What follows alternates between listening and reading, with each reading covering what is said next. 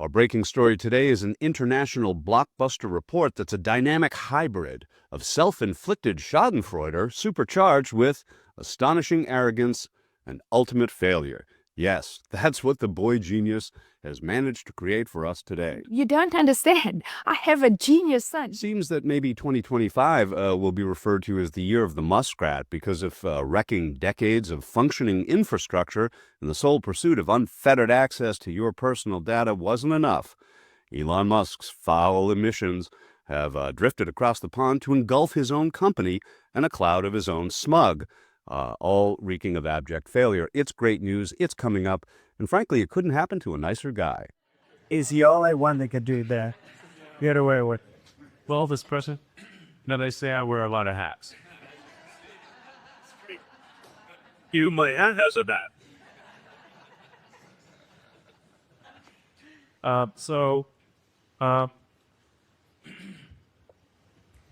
The American people voted for secure borders, safe cities, and sensible spending. And that's what they've gotten.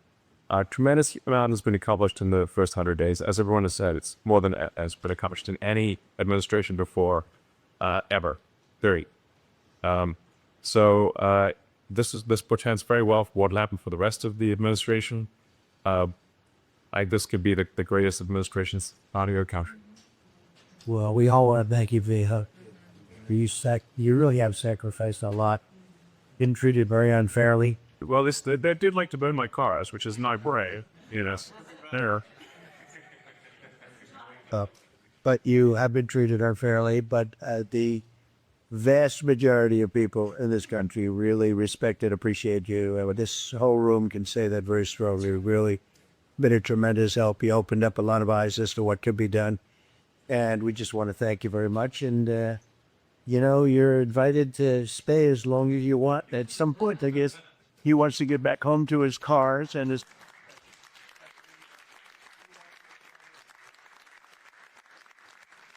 You've done an incredible job. $150 billion. Think of that, John. No, sister. Yeah, I'm very sorry.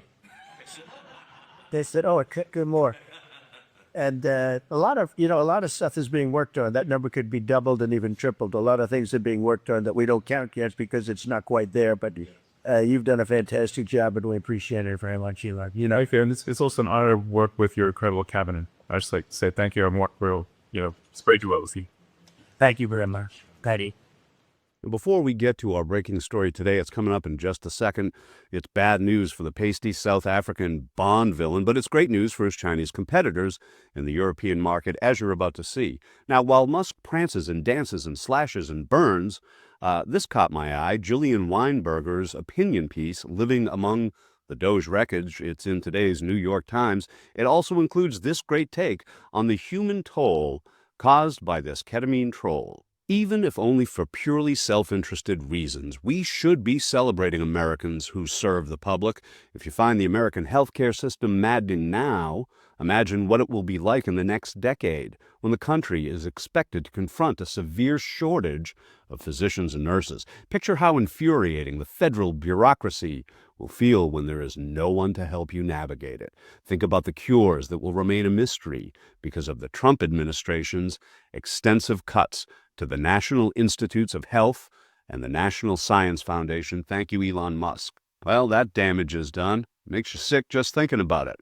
Well, here's something that might then brighten your day. Let's turn our attention quickly to Europe and our trending breaking story today. We're going to find out how Elon's magic touch now has affected his brand, his sales, and his reputation overseas. Let's remember that when it comes to driving a successful company into the ground in Q1, Elon owns it.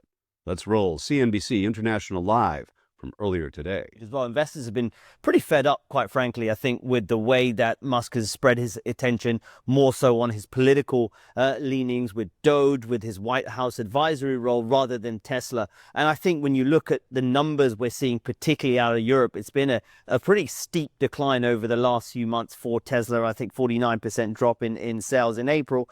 And there are a number of factors. One does go back to, I think, the brand damage as a result of Musk's political affiliations with Doge, with the White House. But there are other, I think, fundamental issues beyond just that as well. One of those is the rising competition, in particular from BYD. And we had numbers just last week showing BYD actually sold more pure electric cars in Europe than Tesla for the first time in history in April. And you are seeing traditional automakers as well. But there's also, and I think, you know, you were reading it there at the start, the popularity of hybrid vehicles because of, I think, still the lack of infrastructure in Europe and actually in many countries in the world for pure EVs, charging, etc. There are still those who prefer the hybrid vehicle. Tesla does not have a hybrid vehicle on the market, whereas a lot of the traditional automakers do. And so there is that part of the equation as well, where Tesla can't compete in that category that is so popular in Europe. You know, something one of our earlier guests brought up around the Chinese market. Of course, this is one of the first movers when it comes to EV and to hybrid. And they're talking about the lack of loyalty shown by Chinese customers that typically would maybe have bought one brand in particular. Now they're just going after the best discount, the best innovation that's come to market. And I do wonder whether we're on course for that in Europe as well. A lot of our families used to buy, I know my family used to buy a certain Japanese name and then progress to something else in the Japanese stable. And the reality is that times are changing. We don't seem to perhaps be as attached to the same brand as we might have been in the past. And if that's coming, and if we're seeing it expressed through Tesla, then that's a problem for some of the big German autos and other big names that we've been, you know, known to drive. Yeah, and in China, I almost sometimes see that the EV market, they're very similar to the smartphone market, where consumers are very fickle, they're changing all the time, and they're happy to switch brands, whoever has the best technology at the best price point at that point in time. And there's a chance that happens with EVs. If you think about, I think the auto space traditionally, brand and that sort of image of these brands has been so strong, and certain brands have built up an image to be reliable, or to be affordable, or to be luxury, and all of that is now changing with the entrance of new players who are building their own brands and disrupting some of those established automakers as well. And so there will be new reputations built and new technologies, I think, that come into the fore. A lot of people are going to want more out of their car, whether it's the ability to kind of connect your smartphone easily and have that interface that's recognizable, apps and other things. And so these are going to be critical parts of the car going forward and the sort of products that are coming to market here. Well, on that point, I mean, you flagged a couple of things in terms of what's weighing on Tesla's shares. Obviously, the divisiveness of Elon Musk as a leader, really interesting about the rise of hybrids and how Tesla doesn't play in the space, and perhaps hybrids have been more popular than many had expected. But what about the Tesla offering itself, the innovation coming out of Tesla? What's the strategy here, and to what extent is this slump in Tesla sales reflective of customers simply preferring the innovation coming out of the likes of BYD and some of the German and the European incumbents? Yeah, I think the view is that Tesla hasn't innovated for a while, and it's the problem is for Tesla, the aging lineup. You know, we've got the Model Y, the Model 3, the Model X, and they've been around for such a long time now, but there isn't this new mass market offering that Tesla's been promising for so long, something that can compete with all of these new cars that are coming to market. If you look at the way actually the Chinese companies are bringing out models, they're so frequent, and they're also addressing multiple price points and multiple different product categories. Now, that's not going to be possible for a lot of automakers, and that's why you are seeing huge losses in sort of some of these Chinese automakers in the EV space. But it's something that Tesla needs to address. It doesn't need to necessarily come out with 3 new cars a year, but it needs something new quite soon. And there are the promise that this could come this year. Right. And I think a mass market offering is going to be key now. So, to recap in words that dark MAGA can understand, based on today's story that we just saw, Elon, they're not eating cats and dogs, no. The Chinese, they're eating your lunch. Bon appetit. In March 2025, BYD made a potentially groundbreaking announcement. The company announced a new technology claiming it can charge an electric vehicle almost as quickly as it takes to fill a gas car. An EV platform capable of charging up to 250 miles of range in just 5 minutes. Less than 2 weeks later, the Chinese EV giant reported its annual 2024 sales of $107 billion, a 29% increase from the year prior, and more than 9% higher than American rival Tesla.